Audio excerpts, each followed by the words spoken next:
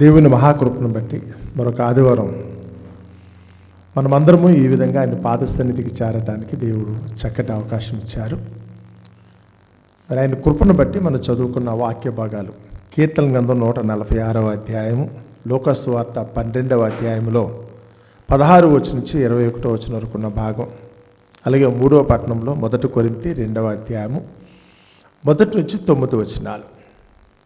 మొదటి పాఠ్యాంశం ఒకవేళ మనం ప్రసంగం వింటున్నప్పుడు అందులో ఎవరైతే కనుక దేవుని నమ్ముకుంటారో వారు ఎలా ఉంటారో, దేవుని యందు పరిపూర్ణమైన నమ్మకం లేకపోతే కనుక ఏం జరుగుతుందన్న సంగతిని గురించి కొద్ది మాటలు మనం వినటానికైతే కనుక దేవుడు అవకాశం ఇచ్చాడు.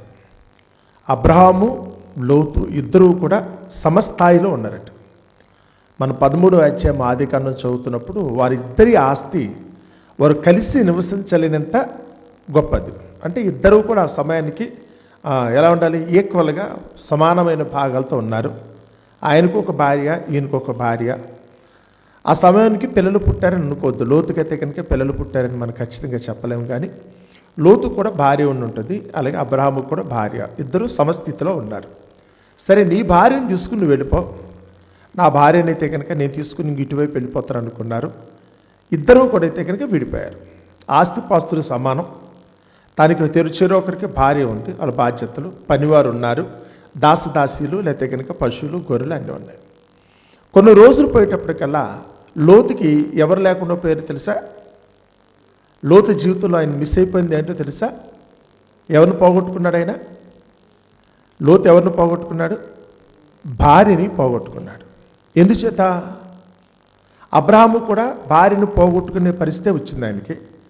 కానీ 2 సార్లు అబ్రహాముకి ఆ ప్రాబ్లం ఎదురైనా దేవుడైతే మాత్రం అబ్రహాము యొక్క భార్యని అయితే కనుక తిరిగి మరలా ఇచ్చేశారు. కానీ లోతుకి ఆ భార్యని కాపాడుకోవటం చేత కాలేకపోయింది. లోతుకైతే కనుక భార్య లేకపోతే జీవితం అస్తవ్యస్తం అయిపోయిందండి. కుటుంబం కూడా అయితే కనుక ఒక విధంగా షేక్ అయిపోయింది. లోతు అన్నీ పోగొట్టుకున్నాడు. ఇక కేవలం భార్య కాదు, ముందు అన్నిటికంటే ముఖ్యమైన భార్య ముఖ్యమైన ఉద్దేశంతో చెప్తున్నాను, కానీ అతని ఆస్తిపాస్తులన్నీ పోయినాయి, అతని భార్య పోయింది. చివరికి ఆ ఇద్దరి పిల్లలు పట్టుకుని అతను పరిగెట్టినా తల్లి లేని పిల్లలు కనుక వాడు చేయకుండా పొరపాటు చేసి చివరికి దేవుని దృష్టిలో వాళ్ళు నేరస్తులయ్యే పరిస్థితి వచ్చింది. ఏంటి లోతుకి అబ్రహాముకున్న తేడా ఏంటి? లోతుకి అబ్రహాముకున్న తేడా ఏంటి? అబ్రహాము ఎవరిని ఎన్నిక చేసుకున్నాడు, లోతు ఎవరిని ఎన్నిక చేసుకున్నాడు? మీరు కూడా ఎన్నిక చేసుకునేది ఏంటో చూడండి. అందమైన పట్టణం అనుకుంటున్నారా? అందమైన పట్టణం అక్కడ వెళ్ళిపోదాం అనుకుంటున్నారా? లేకపోతే కనుక ఖరీదైన మనుషులతో సావాసం చేద్దాం అనుకుంటున్నారా? పలానా చోటుకు వెళ్తే కనుక నాకు ఏదో లాభం కలిగే వ్యాపారం చేయొచ్చు అని మీరు అనుకుంటున్నారా? మీరు దేవుని విడిచిపెట్టి వెళ్ళిపోతే కనుక జరిగే పరిణామాలు. నేనైతే కనుక అన్నిటికంటే విలువైనది ఏంటి అంటే భార్య అని చెప్తానండి. ఏమున్నా లేకపోయినప్పుడు కూడా బ్రతుకులో మన జీవిత భాగస్వామిని పోగొట్టుకున్న రోజున ఆడపిల్లలు అయితే కనుక మీ భర్తను గురించి ఆలోచించండి, మగపిల్లలు అయితే కనుక మీ భార్యను గురించి ఆలోచించండి. పిల్లలు ఉంటారు, వెళ్ళిపోతారు, పెద్ద పట్టించుకోకండి. పిల్లలు ఇప్పుడు కూడా మనతో ఉంటారని మీరు అనుకోవద్దు. మన తల్లిదండ్రులు కూడా మనతో ఎప్పుడు ఉండరు, మన అన్నదమ్ములు కూడా మనతో ఎప్పుడు ఉండరు, మన స్నేహితుల దగ్గరికి వచ్చినా మరొకరి దగ్గరికి వచ్చినా వాళ్ళు ఇప్పుడు కూడా మనతో పాటు ఉండరు.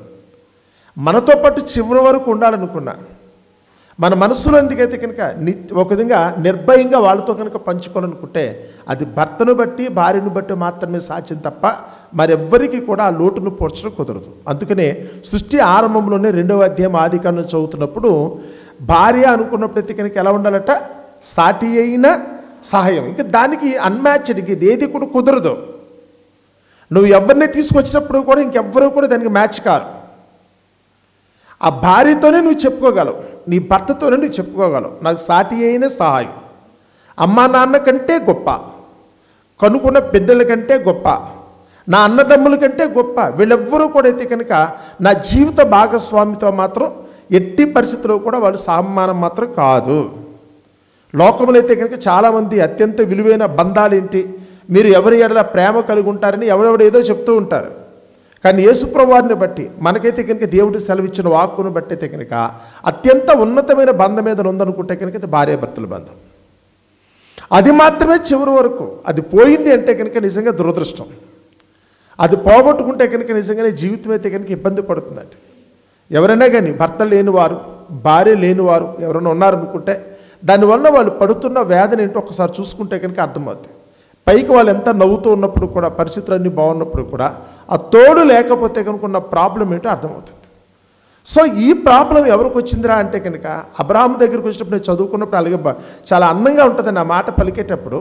అబ్రాహాము భార్యని 2 సార్లు పోగొట్టుకునే పరిస్థితి ఆయనకు వచ్చిన ఆ 2 సందర్భాల్లో కూడా దేవుడు ఏమాత్రము కూడా అయితే కనుక ఇబ్బంది పెట్టకుండా క్షేమంగా మళ్ళీ శారమ్మ గారిని తీసుకొచ్చి అబ్రాహాంకి ఇచ్చేశాడు.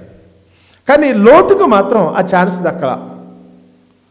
లోతుకు మాత్రం భార్యని అయితే కనుక పొందుకునే ఛాన్స్ దక్కలేదు.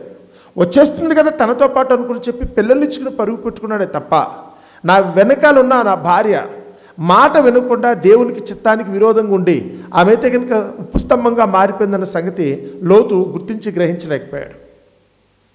తానైతే కనుక భార్యను పోగొట్టుకున్నాడు. ఇక తర్వాత అయితే కనుక జరిగిందంతా చెడే జరిగిందండి. ఓ పని నుంచి ఆస్తిపాస్తులన్నీ పోయినాయి, ఓ దాని నుంచి భార్య పోయింది, తర్వాత అయితే కనుక పిల్లలు చెడిపోయారు. ఇక లోతుకి ఒక విధంగా చూస్తే కనుక దేవుని దగ్గర స్థానం లేకుండా పోయిందా? ఆ పెంపకం కూడా అలాగే వచ్చింది. అమ్మోనీయులు, మోయాబీయులు వీళ్ళిద్దరూ కూడా ఎప్పుడూ కూడా ఇశ్రాయేలుతో అయితే కనుక గొడవలు పడుతూనే ఉన్నారు తప్ప వాళ్ళిద్దరూ కూడా ఇశ్రాయేలు ప్రజల దేవుడైన యెహోవాని అయితే కనుక మళ్ళీ కలిసి ఆరాధించడానికి వాళ్ళు ఎప్పుడూ కూడా ముందుకు రాలేదు. మోషే కాలంలోనే ఒక విధంగా మోయాబు రాజు అనుకున్న ఆ బాలాక్ అయితే కనుక ఇశ్రాయేలుతో పోటీ పడ్డాడు.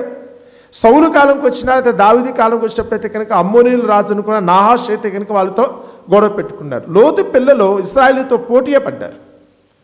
అబ్రాహాము లోతుకున్న ఫ్రెండ్షిప్ వాళ్ళిద్దరూ కూడా మెయింటైన్ చేయలేకపోయారు. ఇప్పుడు ప్రశ్న ఏంటంటే కనుక నువ్వు తీసుకున్న ఒక నిర్ణయం తర్వాత నీ సంతతికి, నీ పిల్లల తరానికి కూడా అయితే కనుక అది ఎఫెక్ట్ అవుతుంది. నువ్వు కరెక్ట్గా ఉంటే కనుక నీ పిల్లలు కూడా అయితే కనుక కరెక్ట్గా ఉంటారు. నువ్వు ఏమాత్రం రాంగ్ స్టెప్ వేసి ఒక్క విధంగా దేవుడి నుంచి కనుక నువ్వు దూరం అయ్యావు అనుకుంటే తర్వాత నీ పిల్లల యొక్క జీవితాలు కూడా అయితే కనుక సర్వనాశనం అయిపోయే పరిస్థితి, నీ పిల్లలు కూడా ఇబ్బంది పడే పరిస్థితి అయితే వస్తుంది.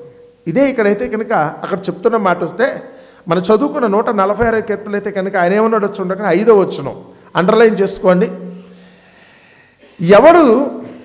ఎవనికి యాకోబు దేవుడు సహాయుడుగునో, ఎవడు తన దేవుడైన యెహోవా మీద ఆశ పెట్టుకునో వాడు ధన్యుడు. పలికేటప్పుడైతే కనుక అబ్రహాము దేవుడు అని అనలేదు, అక్కడ ఇస్సాకు దేవుడు అని కూడా చెప్పట్లేదు. అక్కడ పర్టికులర్గా అక్కడ పలికేటప్పుడు ఎవరి దేవుడు అని చెప్తున్నా తెలుసా? యాకోబు దేవుడు. ఎందుకని యాకోబుని అంత గొప్పగా పొగిడాడు అక్కడ? దావీదు గారు ఎందుకనైతే కనుక యాకోబు దేవుడు అని ప్రత్యేకంగా ఎందుకు చెప్తున్నాడు? అబ్రహాం ఇస్సాకు దేవుడు కదా అని పలికేటప్పుడు ఎప్పుడు కూడా అబ్రహాం ఇస్సాకు యాకోబులు దేవా అది పలకాల్సిన పద్ధతి అని సంబోధించేటప్పుడైతే కనుక అలాగే ఉండేది. కానీ ఇక్కడికి వచ్చినప్పుడు వెరీ పర్టికులర్గా ఏమన్నాడు తెలుసా? యాకోబు దేవుడు అని. ఎందుకో తెలుసా? యాకోబు కూడా మనలాగనే ఒక లోతు వలె తాను కూడా అయితే కనుక లోకం మీద ఆశతో అయితే కనుక కొన్ని పొరపాట్లు చేసిన మాట వాస్తవం. తల్లి గర్భంలో ఉన్నప్పటి నుంచి కూడా నేను జ్యేష్ఠుని అవ్వాలని కోరిక ఆయనకుంది. తల్లి గర్భంలో ఉన్నప్పటి నుంచి కూడా అయితే కనుక నేనైతే కనుక నా తోబుట్టు కంటే నేనే ముందుండాలి, నా తండ్రి వారసత్వం నాకే రావాలి, తండ్రి ఆస్తిపాస్తులు నాకే దక్కాలి, తండ్రి జ్యేష్ఠత్వం నాకే ఉండాలి. ఈ కోరిక యాకోబుకు మొదటి నుంచి ఉందండి. కానీ తనకు 60 సంవత్సరాల వయసు వచ్చేంత వరకు ఆ కోరికలు తను బతికినా తద్వారా వచ్చిన ప్రాబ్లం ఏంటో, ఆ మరణం అనే రుచి ఎప్పుడైతే కనుక అతన్ని తగిలిందో, లోకం మీద ఆశతో తాను చేసిన తప్పులను బట్టి మరణం సమీపించింది అన్న సంగతి ఎప్పుడైతే అర్థమైందో ఆ రాత్రి అంతా కూడా ఆయన ఏం చేశాడట? దేవునితో పెనుగులాడి ప్రార్థన చేసుకున్నాడు. నాకేమీ వద్దు, నా భార్యను వదిలిపెట్టేశాను, నా పిల్లల్ని పంపించేశాను, నా ఆస్తిపాస్తులు లేవు, నా దాసదాసి ధనమే లేదు, నొక్కడే ఉన్నాను. ఈ రాత్రికే ఏదో ఒకటి తెలిసే నేను ఒంటరిగా మాట్లాడుతున్నాను. ఈరోజు నాకేమీ వద్దు, నేను ఏమీ కూడా ఆశించట్లేదు, అన్నీ వదిలేసుకున్నాను. ఇన్నాళ్ళు నేను చెప్పిన అబద్ధాలకి తగిన శిక్ష పడుతుందని అర్థమైంది, నేను చేసిన మోసానికి తగిన శిక్ష పడుతుందని అర్థమైంది. నా తండ్రిని అయితే కనుక నేనైతే కనుక మోసం చేశాను, నా అన్నను మోసం చేశాను, నా మామను మోసం చేశాను, ఏమో డబ్బు సంపాదించాలనో పేరు ప్రఖ్యాతులు కావాలనో గొప్ప నవల ఉద్దేశంతో నేను చేయకుండా పనులన్నీ చేశాను. చివరికి ఏమొచ్చింది? ఇవన్నీ చేసి సంపాదించిన దాన్ని బట్టి ఇప్పుడు నాకు మరణం నా గుమ్మలో నుంచింది. నేను ఇవన్నీ సంపాదించాను కానీ చివరికి చావు నా ముందు నుంచింది. ఎన్ని సంపాదిస్తే ఏంటి, మరణమే నా ముందుకు వస్తే కనుక ప్రయోజనం ఏంటి? మనం చదువుకున్న ఇది మూసేయకుండా ఒకసారి 2వ పట్టణం చూడండి ఒకసారి. లోకాసువార్త 12వ అధ్యాయము స్వయంగా యేసుప్రభువే ఆ రోజైతే కనుక ఒక వ్యక్తిని చూస్తే కనుక పలికాడట. ఇదిగో యాకోబు గారు సేమ్ ఫేస్ చేస్తాడు. ఆ ప్రాబ్లం అయితే కనుక యాకోబు గారు ఫేస్ చేసిన ప్రాబ్లం చదువుతున్న వాళ్ళు చూడండి ఒకసారి. 12వ అధ్యాయము లోకాసువార్త 16 వచ్చి నుంచి మనం చదువుకున్న పాఠ్యాంశం. యేసుప్రభువు వారు చెప్పిన ఉపమానం చదువుతున్నాను. ఉపమానం కాదు, జరిగిన చరిత్రే చదువుతున్నాను. మరియు ఆయన వారితో ఈ ఉపమానం చెప్పాను. ఒక ధనవంతుడు భూమి సమృద్ధిగా పండెను. అప్పుడు అతడు, నా పంట సమకూర్చుకున్నటకు నాకు స్థలము చాలదు, కనుక నేను ఏమి చేతునని తనలో తాను ఆలోచించుకుని నేను ఎలాగూ చేతును, నా కొట్లు విప్పి వాటికంటే గొప్ప వాటిని కట్టించి అందులో నా ధాన్యమంతటిని నా ఆస్తిని సమకూర్చుకొని ఇప్పుడేమవుతుంది? అంతా వచ్చిన తర్వాత నా ప్రాణమా తినుము తాగుము సుఖించము. మీకు కూడా ఉంది అలాంటి ఫీలింగ్స్? ఆల్రెడీ ఎవరైనా డబ్బు సంపాదించిన వాళ్ళు ఇలాంటి ఫీలింగ్స్ ఉన్నారని చూడండి. నాకు అన్నీ అయిపోయినాయి, ఒక మంచి ఇల్లు కట్టుకున్నాను, తినడానికి ఏమీ లోటు లేదు, పిల్లలు పెళ్ళిళ్ళన్నీ అయిపోయినాయి, లేకపోతే ఇక్కడ ఉన్నారు కదా పిల్లలు చదువులు వచ్చి ఉద్యోగాలు వచ్చేసినాయి, మాకైతే కనుక కావాల్సిన డబ్బులు వచ్చేసినాయి, పంట చేతికి వచ్చేసింది. చాలామంది ఒక స్థితికి వచ్చిన తర్వాత వాళ్ళ ఇంట్లో సుఖపడాలని కోరుకునే వాళ్ళు ఉన్నారు.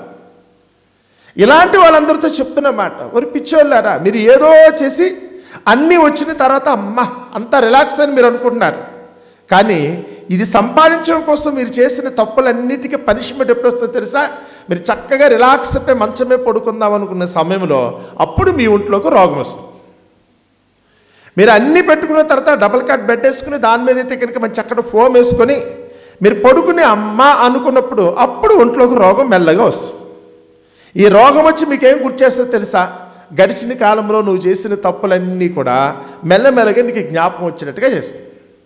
చాలామంది ఏమనుకుంటున్నారంటే కనుక మంచం మీద పడుకున్నప్పుడే సమాప్తం అనుకుంటున్నారు, సినిమాలాగా శుభం కార్డు పడిపోయింది అనుకుంటున్నారు. కానీ ప్రాబ్లం అసలు స్టోరీ అప్పుడు ప్రారంభమవుతుంది. అసలు స్టోరీ అప్పుడు ప్రారంభమవుతుంది. యాకోబు కూడా అలాగే అనుకున్నాడు.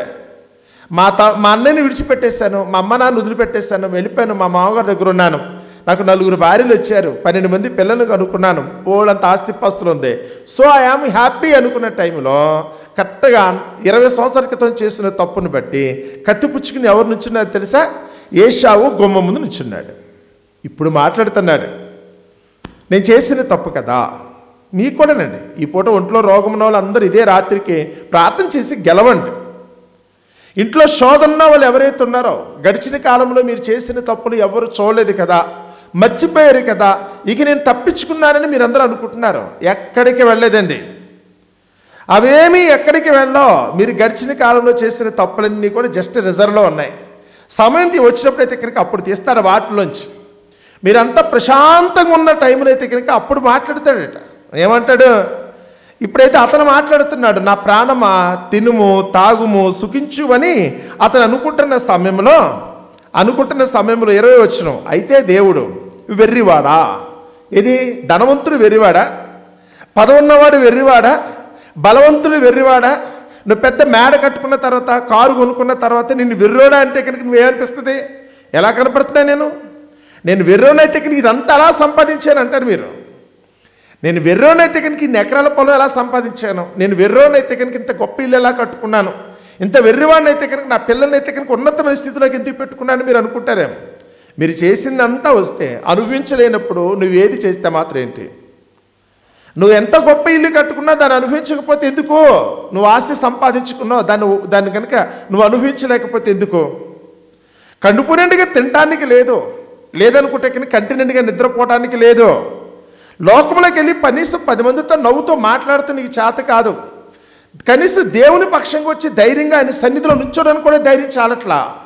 మరి ఏముంది నీకు? ఓయి వెర్రివాడా, ఈ రాత్రికి నీ ప్రాణమును అడుగుతున్నారు. యాకోబుకు మ్యాటర్ అర్థమైంది. ఈ ప్రశ్న ఎవరు వేసుంటారా? ఇప్పుడు ఇక్కడ యేసు ప్రభు చెప్పాడని మీరు అనుకుంటున్నారు. ఎందుకు యాకోబుతో అదే డైలాగ్ కదా. యాకోబు కూడా అదే డైలాగ్ అయితే ఇప్పుడు ఏం చేశారు? ప్రభువా, ఈ ప్రాణాపాయం నుంచి నన్ను తప్పించాలనుకుంటే అది నువ్వు తప్ప మరెవ్వరూ కూడా పని చేయలేరు. నా పాపములన్నీ గుర్తొస్తున్నాయి, నా తప్పులన్నీ గుర్తొస్తున్నాయి. నేను ఏం చేశాను ఇప్పుడు నాకు అర్థమైంది. నేను నీ చిత్తాన్ని నెరవేర్చకుండా లేకపోతే నువ్వు ఇచ్చిన దానితో తృప్తి పడకుండా సొంతంగా నేను ఏదో చెయ్యాలని ప్రయాసపడటం వల్ల చివరికి మిగిలేది ఏదీ లేదన్న సంగతి ఇప్పుడు నాకు అనుభవంలోకి వచ్చింది. నేనేమనుకున్నానంటే కనుక దేవుడిచ్చిన దాన్ని కాకుండా సొంత ప్రయత్నాలు చేసి కూడా ఎక్స్ట్రాగా సంపాదించవచ్చు. ఆయన 10 రూపాయలు ఇస్తే కనుక నేను ఇంకా కష్టపడితే కనుక వేడి నీళ్ళకి చన్నీళ్ళు తోడలేగా, వేడి నీళ్ళకి చన్నీళ్ళు తోడు ఇంకో 10 రూపాయలు నేను సంపాదిస్తే కనుక 20 వస్తుంది కదా అనుకున్నాను. కానీ దేవుడు ఇచ్చింది మాత్రమే నిలబడుద్దన్న సంగతి నాకు అర్థం కాలేదు. అంతే కదా, ఆ రోజు మన్నాను తెచ్చుకోమని చెప్పాడట ఇశ్రాయేలు ప్రజలకి. మీరు పొద్దున్నే లేచి వెళ్ళి మీరు మన్నాను తెచ్చుకోమంటే ఏం చేశారట, వీళ్ళకి కావాల్సిన దానికంటే కూడా కొంచెం ఎక్కువ తెచ్చుకోవడానికి ప్రయత్నించారట. వీళ్ళ ఉద్దేశం ఏంటంటే కనుక నిలబెడదాం, రోజు కొంచెం కొంచెం దాచుకుంటే కనుక బస్తా అవుతుంది. దాని అయితే కనుక మనం స్టోర్ చేసుకుంటే కనుక మనది ఆస్తిపాస్తులు వచ్చేస్తాయి. చాలామందిని చూస్తే మనం ఒక ఆవిడ అక్కడ మాట్లాడేటప్పుడు అయితే కనుక చెప్తుంది అనమాట, అయ్యగారండి నేను ఇచ్చేయటం కోసం ఈరోజు ఇలా స్థితిలో ఉన్నాను అనుకుంటే నేను ఏం చేసేదాన్ని తెలుసా, ఇంట్లో అయితే కనుక వంటకు చేసేటప్పుడు గ్లాసుతో అయితే కనుక బియ్యం కొలిచి వేసేదాన్ని అండి. మా ఇంట్లో 5 కదండి, 5 అయితే కనుక 5 గ్లాసులు చొప్పున వేసుకోవాలి. నేనేం చేసేదానంటే కనుక 4 గ్లాసులే వేసి ఒక గ్లాసు దాసేదాన్ని. ఒక గ్లాస్ అయితే కనుక దాచి ఇప్పుడు ఈ గ్లాసు ఒక్కడ దాయటం వలన అంటే అర్థం ఏంటి, ఆ బియ్యం దాయటం వలన ఇవిడైతే కనుక నెలలో ఎంత దాచినట్టు, నెలలో 60 గ్లాసులు దాచినట్టు. మరి పొద్దున్న ఒక గ్లాసు, సాయంత్రం ఒక గ్లాసు కదా, 60 గ్లాసులు. గ్లాసు ఒక పావు కేజీ అనుకోండి సపోజ్. 60 గ్లాసులు అనుకుంటే కనుక 15 కేజీలు బియ్యం మేము ఏం చేసిందంట, సేవ్ చేసింది అనమాట. అలా సేవ్ చేసి అంటే వీళ్ళందరూ కూడా కొంచెం అర్ధాకలతో అంటే తినకుండా కొంచెం కొంచెం దాచుకునేటట్టు చేసుకొని ఈవిడైతే అలా సపోర్ట్ చేసుకుంటూ అలాగా బియ్యం దగ్గరే ఇంత జాగ్రత్తగా ఉందనుకుంటే మిగతా దినుసుల దగ్గర ఎలా ఉందో లేకపోతే మిగతా పనుల దగ్గర సంపాదించాలి కదా, డబ్బును పోగేయాలనే ఉద్దేశంతో ఆవిడైతే కనుక ప్రయత్నం చేసిందంట. అంటే హాస్పిటల్లో ఉన్నప్పుడు పరీక్షించడానికి వెళ్తే చెప్తుంది, ఇంత చేసి ఇంత సంపాదించిన తర్వాత ఇప్పుడు డాక్టర్ గారి దగ్గరికి వెళ్తే ఏదో మొత్తమే సంథింగ్ ఆవిడకి ఏదో అయింది. వెళితే కనుక డాక్టర్ గారు అయితే కనుక వెంటనే స్పాట్లు ఎంత కట్టించుకున్నాడు తెలుసా అతను, ఆవిడకి ఆడు స్పాట్లు అయితే కనుక 1,20,000 కట్టించుకున్నాడట. ముందు 1,20,000 కట్టండి లోపల జాయిన్ అవుద్దామని. ఆవిడకైతే కనుక లోపల కడుపులో ప్రేవుల్లో ఏదో సంథింగ్ తేడా వచ్చింది. ఉపవాసాలు ఉంటారు చాలామంది, మీరు ఇక్కడ కూర్చున్న మీలో ఎవరన్నా ప్రాబ్లం ఉందో చూసుకోండి. ఉపవాసాలు ఉన్న వాళ్ళకి ప్రాబ్లం ఏంటంటే కనుక ఇది ఒక గ్లాండ్ ఒకటి ఉంటుంది, పసరతిత్తి అంటారు తెలుసా, ఆ పసరతిత్తులోకి రాళ్ళు వచ్చేస్తాయి. లివర్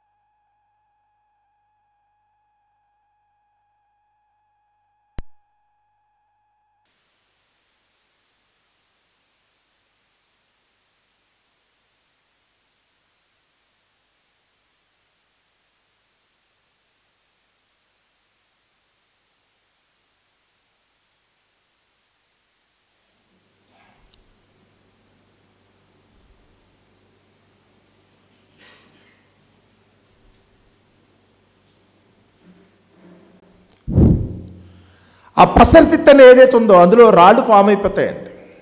మీరు ఎక్కువసేపు ఉపవాసాలు చేస్తే, ఎక్కువ రోజులు కనుక భోజనం కనుక మానేస్తే, తక్కువ తింటుంటే అది అరిగించడానికి రావాల్సిన ఆ ద్రవం ఏదైతే ఉందో యూటిలైజేషన్ కుదరకపోతే కనుక రాళ్ళు ఫామ్ అయిపోయి ఆ తిట్టిని తీసేయాల్సి వస్తుంది.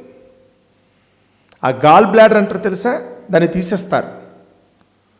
ఇప్పుడు ఆ తీసేయాలనుకుంటే కనుక దాని ఖర్చు ఎంత అవుద్ది, దేనికోసం ఇంతకీ?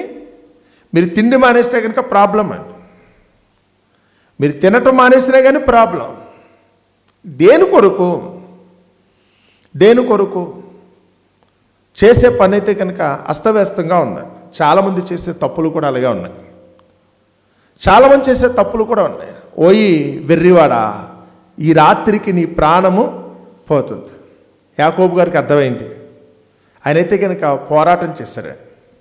దేవుని దగ్గర అయితే కనుక తప్పయింది. పోరాటం అంటే ఏం చేయగలం?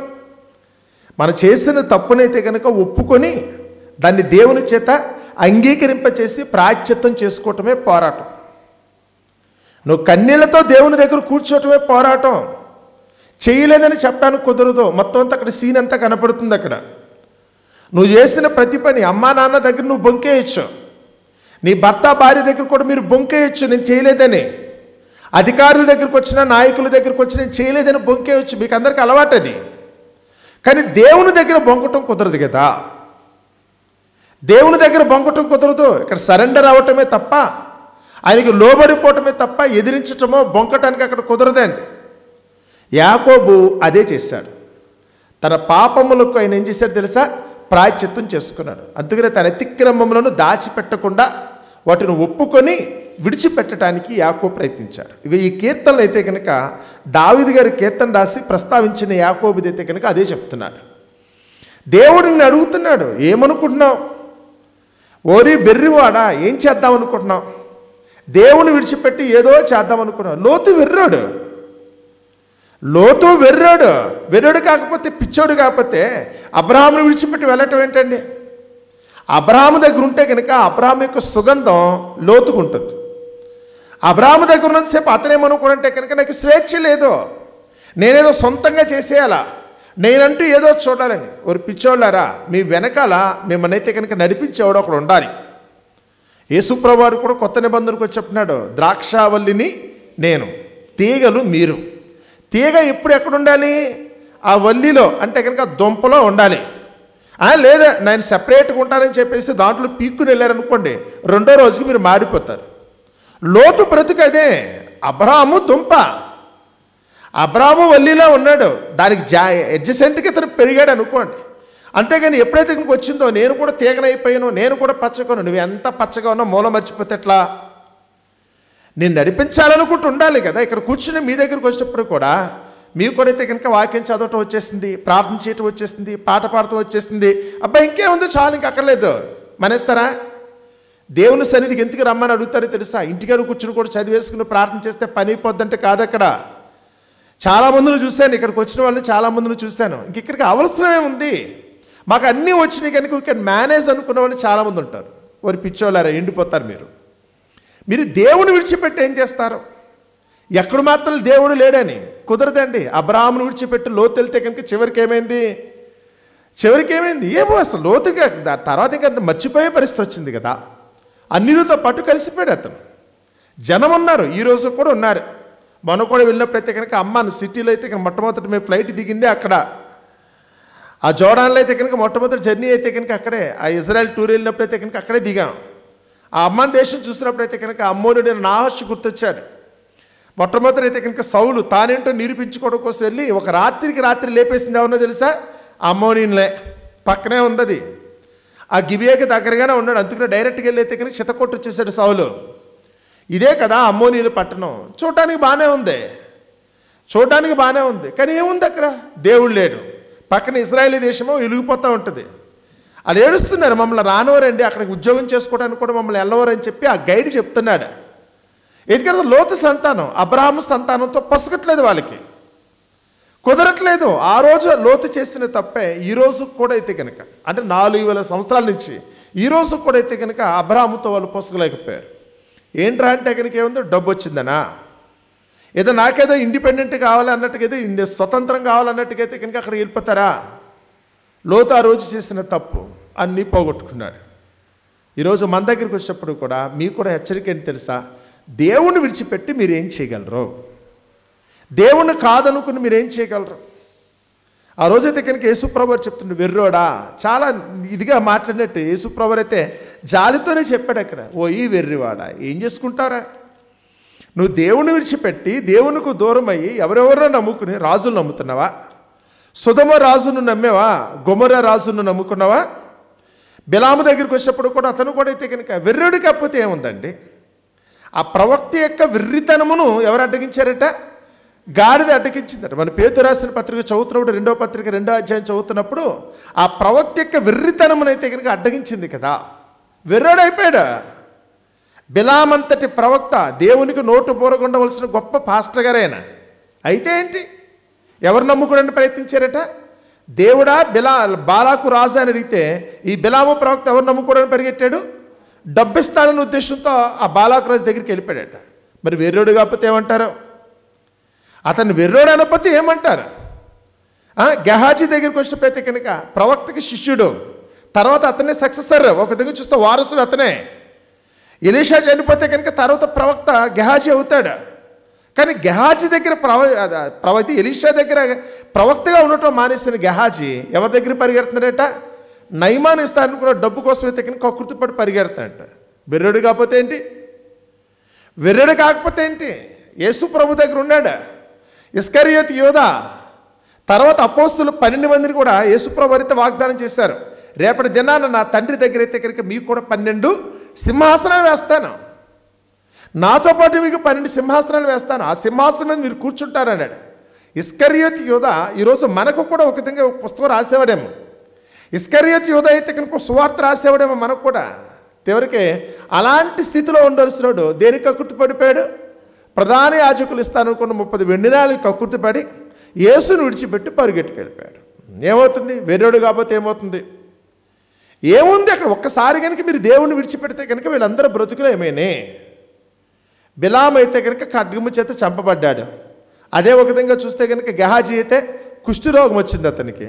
ఒకవేళ కనుక ఇస్కరియోతు యోధా దగ్గరికి వస్తే ఉరి పెట్టుకుని చావాల్సిన పరిస్థితి వచ్చింది. ఏంటి బతుకులు? లోతు చూస్తే అలా ఏడ్చాడు. లోతు దగ్గరికి వస్తే కనుక అతనే అయితే కనుక అతని జీవితాన్ని అంతటి కూడా సర్వనాశనం చేసుకున్నాడు. అబ్రహాము లోతు ఇద్దరు సమానంగా ఉండాలి. అబ్రహాము లోతు సమానమైన ఆస్తిపాస్తులు కలిగిన వారు. చివరికి వస్తే అలా ఉన్నత పోగొట్టుకుని చివరికి ఏమీ కాని పరిస్థితులు అయితే కనుక ఆడవలసిన స్థితి వచ్చింది. ఇప్పుడు మీ దగ్గరికి వచ్చినప్పుడు కూడా ఈరోజు మన పాఠ్యాంశం ఏంటి తెలుసా? ఎందుకు దావీదు గారు అయితే కనుక ఇంత చక్కగా అయితే కనుక ఆ మాటలు చెప్తున్నాడే తెలుసా? ఆయన ఎంత చక్కగా చెప్తున్నాడు చూడండి. మొదటి వచ్చి నుంచి చదువుతున్నాను, 146 కీర్తన తొలి వచ్చి నుంచి చదువుతున్నాను. యెహోవాను స్తుతించుడి, నా ప్రాణమా యెహోవాను స్తుతింపుము. నా జీవిత కాలమంతయు నేను యెహోవాను స్తుతించేదను, నేను బ్రతుకాలమంతయు నా దేవుని కీర్తించేదను. ఆయన చెప్పుకున్నామన్న నా బ్రతుకు కాలంలో ఇంకెక్కడ మాత్రం తిరుగులేదు. ఏదో కొద్ది రోజుల నుండి పారిపోయే మనస్తత్వం కాదు. చెడిపోయిన వాళ్ళందరూ ఇలాగే ఉన్నారు. చెడిపోయిన వాళ్ళందరూ కూడా మొదట్లో బాగానే ఉన్నారు దేవుని దగ్గర. ఆదామములో కూడా దేవునికి ఇష్టంగానే ఉన్నారు, తర్వాత పోయారు. కయ్యను కూడా కొద్ది కాలం దేవునికి ఇష్టంగానే ఉన్నాడు, తర్వాత పోయాడు. మనం చదువుకున్న ఈ వ్యక్తులందరి దగ్గరికి వస్తే కనుక ఒకవేళ మనం చదువుతున్న లోతు దగ్గరికి వచ్చామనుకోండి, లోతు కూడా నీతిమంతుడిగా కొనాలి బాగానే ఉన్నాడు కదా. కానీ ఎప్పుడైతే కనుక చేయకుండా సావాసాలు చేశాడో జీవిత నాశనం అయిపోయింది. బిలాము చేయకుండా సావాసం చేసినందుకు జీవిత నాశనం అయిపోయింది. అది గెహాజీ అనుకున్నా, ఇస్కరియోతు యోధా అనుకున్నా, మిమ్మల్ని గురించి ఆలోచించిన, అయ్యో నేను బాప్తిసం పొందానండి, నేను దేవుని నమ్ముకున్నానండి, నేను పాటలు పాడతానండి, నాకు ప్రసంగం చేయటం వచ్చండి, ప్రార్థన కూడా చేసుకుంటానండి, మీరు ఎన్నైనా చెప్పండి. చివరి వరకు ఉన్నారా లేదా అది మాత్రం చూసుకోండి. అంతము వరకు దేవుడు పరిశీలిస్తాడు. అంతము వరకు మీరు దేవునిలో ఉన్నారా లేదని. ఒకప్పుడు ఉన్నారని కాదు ఎక్కడ మీరు అప్పుడు ఇప్పుడు కాదు, ఈరోజు మీరు ఎలా ఉన్నారనేది ముఖ్యం. మీరు చనిపోయే సమయానికి కూడా అయితే కనుక మీరు ఎలా ఉండబోతున్నారన్నది ముఖ్యం. ఆఖరి క్షణం వరకు కూడా మీరైతే కనుక దేవుని యెడల నమ్మకంతో ఉంటారా అన్నది ముఖ్యం. అప్పుడు కూడా సువార్త చెప్పాల్సిందే. దావీదు చనిపోయేటప్పుడు కూడా సువార్త చెప్పే చచ్చిపోయాడు. దావీదు అయితే కనుక చనిపోయేటప్పుడు కూడా తన కుమారునికి సువార్త చెప్పే చచ్చిపోయాడు. నాన్న నువ్వైతే కనుక దేవుడు చెప్పిన మాట ఆలకించు, ఆయన అప్పగించిన దానిని కాపాడు, ఆయన మార్గములన్నిటిలో కూడా నువ్వు నడిస్తే కనుక నువ్వు బాగుంటావు నాన్న. ఇప్పుడు నేను మీ అందరికీ చెప్పేది అదేగా. మీరు కూడా దేవుడు మీకు ఏదైతే ఇచ్చాడో దాన్ని కాపాడుకోండి, ఆ పరిశుద్ధతను కాపాడుకోండి, దేవుని వాక్యాన్ని కాపాడుకోండి, దేవుడు మీకు ఇచ్చిన కుటుంబాన్ని కాపాడుకోండి. మీకు ఏ మాట అయితే చెప్పాడో ఆ మాటను మీరు కాపాడుకోండి. అదే సమయంలో దేవుడు చెప్పినట్టుగా మీ బ్రతుకునైతే కనుక ఒక క్రమబద్ధమైన పద్ధతులు అయితే కనుక నడిపించుకోండి. ఆయన మార్గంలో అనుసరించి నడుచుకోండి. అదే సువార్త. దావీదు గారు ఆఖరి పలుకులో కూడా అదే సువార్త చెప్పాడు. దావీదు ఆఖరి పలుకులో కూడా చివరికి చనిపోయేటప్పుడైతే కనుక దేవునికి ప్రార్థన చేశారట. ఆ 72వ కీర్తన చదువుతున్నప్పుడైతే కనుక దేవునికి అతను ఆఖరిసారిగా చేసిన ప్రార్థన సొలొమోను రాశాడు. ఆ సొలొమోను రాసింది ఏంటంటే కనుక, దేవా రాజునకు నీ విధులు నేర్పు ప్రభువా, నీ ఆజ్ఞ చొప్పున. పిల్లోడు కదా, నా కొడుకు ఇంకా బాలుడుగా ఉన్నాడు, తనకైతే కనుక పరిపూర్ణమైన ఆ అవగాహన రాలేదు, పరిపూర్ణత రాలేదు, కాబట్టి ఆ మెచ్యూరిటీ లేదు కనుక దయచేసి అయితే కనుక నా కొడుకునైతే నువ్వు జ్ఞాపకం చేసుకుని ఒక సరైన పద్ధతిలో నడిపించు ప్రభువా అని దేవునికి ప్రార్థన చేశాడు. కుమారుడికైతే కనుక చక్కటి మార్గోపదేశం చేశాడు. దావీదైతే కనుక ఈ లోకాన్ని విడిచిపెట్టాడు. అంతము వరకు ఉన్నాడు, అంతము వరకు ఉన్నాడు. ఈరోజు మీ దగ్గరికి వచ్చినప్పుడు కూడా అదే మాట అండి, అదే మాటనైతే కనుక మీరు కూడా చెప్పేటట్టు ఉండాలి అని అంటాడు. 3వ వచనం చూడండి, రాజుల చేతనేను నరుల చేతనేను రక్షణ కలగదు, వారిని నమ్ముకొనుకోండి. స్వయంగా తానే ఒక రాజు, తానే ఒక రాజు అయ్యిండు కూడా అతను ఏమన్నాడు తెలుసా, మీరు రాజులు నమ్ముకుంటే మీకు రక్షణ కలగదు, మీరు నమ్ముకోవాల్సింది దేవుణ్ణి అన్నాడు. ఇదేంటండి రాజు మీరు అవమానంగా మిమ్మల్ని మీరే అవమానపరుచుకున్నారనుకున్నప్పుడు ఆయన ఏమన్నాడు తెలుసా, నన్ను నేను అవమానపరచుకోవటం ఏంటి, నేనేంటో నాకు తెలుసు. కొంతమంది భర్తల దగ్గరికి వచ్చి ప్రతి దగ్గర తాము అవమానించుకోవటం వాళ్ళకి చాలా ఇదండి. పతియే ప్రత్యక్ష దైవం కదా, అందుకని నా భార్య ఎప్పుడు కూడా నన్ను పూజిస్తే కనుక నువ్వు మాత్రం నన్ను పూజించు, నేను దేవుని పూజించుకుంటానని చెప్పలే. నువ్వైనా నేనైనా ఇద్దరము కూడా ఎవరిని పూజించాలి, దేవుని పూజించాలి. యథార్థమే మాట్లాడాడు తప్ప స్వార్థపూరితంగా మాత్రం దావీదు ఎక్కడా మాట్లాడలేదు. స్వార్థపూరితంగా మాట్లాడినా తన భార్యను మీకాలతో అదే చెప్పాడు. తన భార్యను మీకాలతో ఇదేంటండి, మీరు దేశానికి రాసు, నాకు భర్త, నేను మిమ్మల్ని చూసి గౌరవించాలి, మిమ్మల్ని చూసి నేనైతే కనుక గర్వపడాలి, కానీ మీరేంటంటే దేవుని ముందు గొంతులేస్తున్నాను అనుకున్నప్పుడు అక్కడ చెప్పింది అదే, ఓ పిచ్చిదానా, నువ్వైనా నేనైనా కానీ అందరము కూడా దేవుని ముందు ఎవరో పనివారమే. నీకు అర్థం కాలేదేమో, నేను ఎందుకు తగ్గించుకున్నా నీకు తెలియదేమో. దేవుని ముందుకు వచ్చినప్పుడు ఎవడైనా కానీ విధేయతతో ఉండాలి తప్ప ఆయన ముందు తలెత్తటం ఏంటి. నీకు అర్థం కాక పిచ్చిదాన్ని మాట్లాడుతున్న నోరు మూసి అవతల పొమ్మన్నాడే తప్ప అయితే భార్య ముందు గొప్ప చేసుకోవడం కోసం మేసం వెళ్ళేలా. ఇక్కడికి వచ్చిన మగవాళ్ళందరూ కూడా బిల్డప్ ఎక్కువండి, పిల్లల దగ్గర ఎక్కువ షో చేయడానికి ప్రయత్నిస్తారు. ఆ పిల్లల దగ్గరికి వచ్చినప్పుడు భర్తల భార్యల దగ్గరికి వచ్చినప్పుడు అయితే కనుక ఇది వీరుడుగా చెప్పాలని, ఇంట్లో మన వీరుడే ఉందండి. దేవుని ముందుకు వచ్చినప్పుడు మోకరిల్లటమే కరెక్ట్, దేవుని ముందుకు వచ్చినప్పుడు మోకరిల్లటమే. నా భార్య ముందు నేను తగ్గించుకొని అనుకునే వాళ్ళు చాలామంది ఉన్నారు, మీకు అర్థం కాలా అంతే. మీకు దేవుడి గురించి మీకు తెలియలేదు, ఆయన శక్తి సామర్థ్యాలు మీకు అర్థం కాలా, ఆయన సంకల్పంలో మనం ఎంత అనే సంగతిని మీరు మర్చిపోయి మాట్లాడుతున్నారు.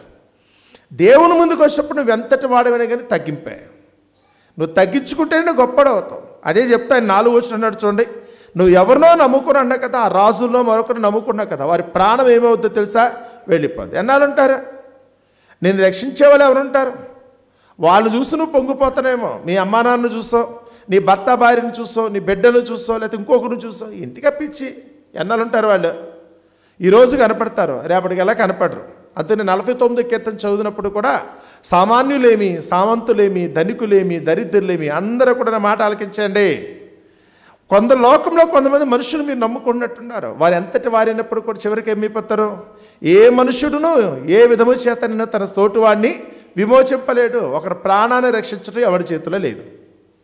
ఒక వ్యక్తి యొక్క ప్రాణాన్ని కాపాడటం ఎవరి వలన కాదు. డాక్టర్ ఎంత గొప్పడైనా చివరికి ఆ డాక్టర్ కూడా చచ్చిపోతాడు. పోలీసు వారు ఎవరు ఎంతటి వారైనప్పుడు కూడా అందరికీ సెక్యూరిటీ ఇచ్చే పోలీసు కూడా ఏదో ఒక రోజు చచ్చిపోతాడు. మిలిటరీ వాళ్ళు దేశాన్నే కాపాడుతాను కూడా మిలిటరీ వాళ్ళు కూడా వాళ్ళు ఏదో ఒక రోజు చనిపోతారు. నేను పలానా వాళ్ళని రక్షిస్తానని మీరు చెప్తున్నారేమో, అంతటి వాళ్ళు కూడా ఏదో ఒక రోజు చనిపోతారు. ఏముంది వాళ్ళ దగ్గర, వాళ్ళు మనుషులే కదా. దేవుడైతే చెప్తున్నాడు కదా, మన్నైనది తిరిగి మన్నుకు చేరి తీరాల్సిందే, కాదంటే కుదరదు. ఆయన ఆదికాండంలోనే చెప్తున్నాడు, లేకపోతే ప్రసంగ గ్రంథంలోనే చెప్తున్నాడు. దేవుడైతే కనుక చెప్పకుండా మాత్రం మానట్లేదు, మళ్ళీ మళ్ళీ మళ్ళీ ఒత్తి మరీ చెప్తున్నాడు ఆ సంగతి. కాబట్టి నువ్వు మనుషులు నమ్ముకునైతే కనుక నేను ఏదో గొప్ప అవుతాను నువ్వు అనుకుంటున్నావు, కానీ అది సాధ్యమయ్యే పని కాదు నాన్న. వినో మాట. దావీదైతే కనుక స్వయంగా సాక్ష్యమే చెప్తున్నాడు. ఆయన అన్నాడు, వారి ప్రాణం వెడలిపోవును, వారు మంటిపాలగుదురు, వారి సంకల్పంలో నాడే నశించును. కానీ ఎవనికి యాకోబు దేవుడు సహాయుడగుదునో, ఎవడు తన దేవుడైన యెహోవా మీద ఆశ పెట్టుకునో వాడు ధన్యుడు. ఎందుకంటే ఆయన ఆకాశమును భూమిని సముద్రమును దానిలోని సర్వమును సృష్టించినవాడు. ఎందుకంటే సర్వశక్తివంతుడు ఆయన. 17వ అధ్యాయం ఆదికాండం చదువుతున్నప్పుడైతే కనుక అబ్రాహాముకి అదే చెప్పాడు, నన్ను గురించి ఎందుకు నువ్వు తక్కువగా ఆలోచిస్తున్నావు, నాకు తెలియకుండా కూడా పిల్లలకి అందామని నువ్వెందుకు అనుకున్నావు, ఆల్టర్నేట్ మెథడ్లోకి ఎందుకు వెళ్ళావు. ఆ 16వ అధ్యాయంలో అయితే కనుక అబ్రాహాము చేసిన తప్పు ఆదికాండం. అప్పుడు 17వ అధ్యాయం ప్రారంభం వచ్చినప్పుడు కూడా దేవుడు ప్రత్యక్షమైనప్పుడైతే కనుక నేను సర్వశక్తి గల దేవుడను, లోటుండదు, పరిపూర్ణమైన దేవుడను, నాకు అసాధ్యమైనది ఏది ఉండదు. ఇక్కడ ఈ కొట్లో దొరకదు కనుక ఇంకో కొట్లోకి వెళ్దాం అనుకునే పరిస్థితి వద్దు. ఈ దేవుడి దగ్గర ఇది దొరకదని ఇంకో చోటుకి వెళ్ళటం కాదు. ఒక్కొక్క పనికి ఒక్కొక్క దేవుడు కాదు, అన్నింటికీ నేనే సర్వశక్తి గల దేవుడు అన్న ఉద్దేశంతో అయితే కనుక అబ్రహాముకి అయితే కనుక ఆయన ప్రత్యక్షమయ్యాడు. ఎప్పుడైతే కనుక ఈ మాట అబ్రహాముకి తెలిసి వచ్చిందో ఇక మారు మాట మాట్లాడకుండా మౌనంగా ఉన్నాడు. 16వ అధ్యాయంలో అయితే 15వ అధ్యాయం చదువుతున్నప్పుడు దేవునితో వాదం పెట్టుకున్న అబ్రహామే 17వ అధ్యాయం దగ్గరికి వచ్చినప్పుడు ఆదికాండంలో అయితే కనుక ఒక్క మాట కూడా మాట్లాడాడు, సైలెంట్ అయిపోయాడు. ఎందుకంటే అర్థమైంది, ఆయనకి మ్యాటర్ అర్థమైంది, నేను ఏం తప్పు చేశానో సంగతి ఆయనకి అర్థమైంది. ఈరోజు మన దగ్గరికి వచ్చినప్పుడు కూడా నాకు అన్నీ తెలుసు అన్న ఉద్దేశంతో తొందరపడకండి. ఈరోజు మనం చదువుకున్న 3వ పాఠ్యాంశం దగ్గరికి వస్తే పౌలు గారు కొరింథీ పట్టణంలో ఉన్న వారిని ఉద్దేశించి రాసిన మాటలు. గ్రీసు దేశంలోని కొరింథీ పట్టణం కదా, మాకు అన్నీ తెలుసు అనుకునే చదువుకున్నవాడు. ఇక్కడ కూర్చున్న కొంతమంది కూడా మాకు ఏదో తెలుసు అని చాలామంది మాట్లాడతారు. ఇలాంటి వాళ్ళకైతే కనుక అక్కడ పౌలు గారి ద్వారా అయితే కనుక దేవుడు చెప్తున్న మాట 2వ అధ్యాయం కొరింథీ రాసిన మొదటి పత్రిక 1వ వచనం నుంచి చదువుతున్నాను. సహోదరులారా, నేను మీ యొద్దకు వచ్చినప్పుడు వాక్చాతుర్యముతో కానీ జ్ఞానాతిశయముతో కానీ దేవుని మర్మమును మీకు ప్రకటించుచూ వచ్చిన వాడను కాను. దేవుని మాట చెప్పడానికి వాక్చాతుర్యాలతో పని లేదండి. ఏదో గొప్పగా ఉండాలి, లేదు పెద్ద టాలెంటెడ్ పర్సన్ కాదు. సత్యం చెప్పడానికి సొల్లెందుకండి, దీనికి డ్రామా నడిపించక్కర్లేదు, దీనికి కథ చెప్పేంత వెనకాల బ్యాక్గ్రౌండ్ మ్యూజిక్లు అక్కర్లేదు. దేవుని మాట ఎప్పుడు కూడా ప్యూర్గా ఉండాలి. మీరు మంచినీళ్ళు తాగాలి, దాహం తీరటానికి కనుక ఒకరు ఉండాలనుకుంటే మీరు ఒకటే గుర్తుపెట్టుకోండి, మీ దాహం తీరాలనుకుంటే ఏం త్రాగాలి? ఎంత ప్యూర్ వాటర్ తాగితే అంత త్వరగా మీ దాహం తీరుతుంది. మీరు దాంట్లో ఏది కలుపుకు తాగినప్పుడు కూడా మళ్ళీ నాకు వాటర్ కావాలని మీరు అడుగుతారు. మీకు కూల్ డ్రింక్ ఇచ్చారనుకోండి, తాగొచ్చు, ఆ సమయానికైతే కూల్గా ఉంటుంది కానీ నోట్లోకి వెళ్తుంది, కానీ దాహం మాత్రం తీరదండి. దాహం తీరాలనుకుంటే కనుక అది ప్యూర్గా ఉండాలి. ఎంత ఫ్రెష్ వాటర్ అయితే కనుక అంత చక్కగా ఉంటుంది, తేలికగా. ఏమంటారు అక్కడ పలికేటప్పుడైతే నీళ్లు అదైతే కనుక పల్చగా ఉంటాయండి. ప్యూర్ వాటర్ ఎప్పుడు కూడా అయితే కనుక ఇంప్యూరిటీస్ లేకుండా ఉన్నప్పుడు దాని స్పెసిఫిక్ గ్రావిటీ కూడా చాలా తక్కువ ఉంటుందండి. సో ఆ దాన్ని తాగినప్పుడు మాత్రమే నీకు నిజంగా అయితే కనుక దాహం తీరినట్టు ఉంటుంది. వాక్యం దగ్గరికి వచ్చినప్పుడు కూడా ఇందులో మిక్సింగ్లు ఉండకూడదు. మధ్యలో అయితే కనుక కొన్ని జోకులు, మధ్యలో కొద్దిసేపు కన్నీళ్ళు, మధ్యలో కొద్దిసేపు ఆమెన్, లేకపోతే కనుక హల్లెలూయా, ఇలాంటి సోదొద్దండి. లేకపోతే కనుక గంభీరమైన వాయిస్ అయితే కనుక మాడ్యులేషన్ మార్చి దేవుడు మిమ్మల్ని దీవించును గాక అవసరం లేదండి. కూల్గా నీతో మాట్లాడుతున్నాను కదా, ఎందుకంత గొడవ ఎందుకో? ఈ కేకలు అరుపుల వల్ల ఏమీ లేదండి అక్కడ. అందుకని ఇక్కడ పలికేటప్పుడు పౌలు గారు అయితే కనుక చాలా క్లియర్గా చెప్తున్నాను, మాట్లాడుతున్నాను మీతో, నేను గొడవ పట్టలేదు కదా. చాలామంది వాక్యం చెప్తుంటే కనుక పెద్ద పెద్ద కేకలు, చుట్టూ దూరంగా ఉన్న వాళ్ళకి ఎలా ఉంటుందంటే కనుక ఈయన ఎవరితో గొడవ పడుతున్నాడేమో అనుకున్న ప్రసంగికులు కూడా ఉన్నారు. ఎందుకంత అవసరం ఏముంది, నీతో మాట్లాడుతున్నాను. కొంచెం ఎక్కువ మంది ఉన్నారు కనుక కొంచెం స్వరం పెంచుతున్నాం అంతే. తక్కువ మంది ఉంటే కనుక మామూలు గుసగుసలాడుకునే సరిపోద్దండి. మీరు ఎక్కువ మంది ఉన్నారనే ఉద్దేశంతో మీకు అర్థం కావడం కోసం అయితే కొంచెం వాయిస్ పెంచడమే తప్ప కేకలు వేయాల్సినంత అవసరం ఏముంటుంది? ఇందులో గొడవాడటానికి ఏముందండి? పౌలు గారు కూడా అదే మాట అంటున్నాడు చూడండి. సహోదరులారా, నేను మీ యొద్దకు వచ్చినప్పుడు వాక్చాతుర్యముతో కానీ జ్ఞానాతిశయముతో కానీ దేవుని మర్మమును మీకు ప్రకటించుచూ వచ్చిన వాడను కాను. నేను యేసుక్రీస్తును, అనగా సిలువ వేయబడిన యేసుక్రీస్తును తప్ప మరి దేనిని మీ మధ్య ఎరగకుందని నిశ్చయించుకుంటేనే. ఎవరిని గురించి మాట్లాడాలట? మాట్లాడేటప్పుడు యేసుక్రీస్తును తప్ప. ఈరోజు చాలామంది అయితే కనుక ఎవరెవరినో ఉదాహరణ తీసుకొస్తారు. పలానా పాస్టర్ గారు పలానా దేశంలో కావడుంది, పలానా చోట కూడా జరిగింది, పనికి మారిన విషయాలన్నీ కూడా ఈరోజు ఎత్తుకొస్తున్నారు. ఇందులో రాయబడినది తప్ప ఒకటే గుర్తుపెట్టుకోండి, మీరు ఎప్పుడైనా ఏదైనా బయట విషయం చెప్పాలనుకుంటే కనుక ఎంత క్లుప్తంగా చెప్తే, ఎంత తక్కువ చెప్తే అంత మంచిది. మీరు ఏదన్నా మాట్లాడాలనుకుంటే కనుక నిజమైన మాట ఏదైనా ఉందనుకుంటే ఇది. మీరు బయట నుంచి కనుక ఏదైనా తీసుకొచ్చి కనుక స్టోరీ చెప్పబోతున్నారు అనుకుంటే అందులో నిజమెంతో అబద్ధమెంతో తెలియదు. పైగా దేవుని సన్నిధిలో ఉండైతే కనుక నిజమో అబద్ధమో తెలియని మాట చెప్తే పరోక్షంగా అయితే కనుక దేవుని వాక్యాన్ని కూడా మనం ఏముందో తెలుసా, కలిపి చెరిపెడు అనేకుల వల్ల మనం కూడా తయారైపోతాం.